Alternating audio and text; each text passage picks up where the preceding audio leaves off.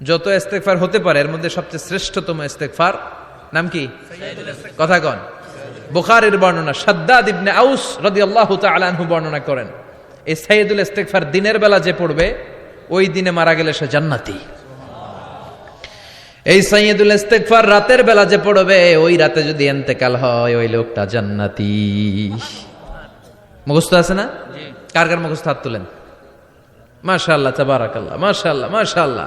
আর যাদের নাই তাদের হোমওয়ার্ক, তাদের আল্লাহুম্মা আনতা রাব্বি লা ইলাহা ইল্লা আনতা খালাকতানি ওয়া আনা আবদুক ওয়া আনা আলা আহদিকা ওয়া ওয়া'দিকা মাস্তাতা'তু আউযু বিকা মিন শাররি মা সানা'তু আবুউ লাকা বিনি'মাতিকা আলাইয়া ওয়া আবুউ লাকা বিযামবি ফাগফিরলি ফাইন্নাহু লা ইয়াগফিরুদ যুনুবা ইল্লা আনতা।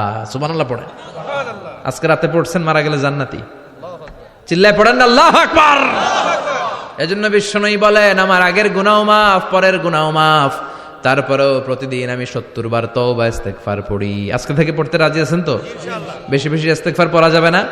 একটু প্রাণ খুলে দিল খুলে আওয়াজ করে পড়েন তো আস্তাগফিরুল্লাহ। আর জোরে পড়েন আস্তাগফিরুল্লাহ। আবার সবাই পড়েন আস্তাগফিরুল্লাহ।